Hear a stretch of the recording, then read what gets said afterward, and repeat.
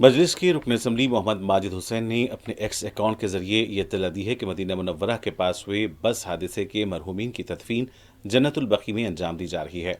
माजिद हुसैन ने बताया कि जनाजे की नमाज आज बाद नमाज ज़ोहर अदा की गई। नमाज जनाजा की इमामत शेख अब्दुल बारी अल सोयबती ने की।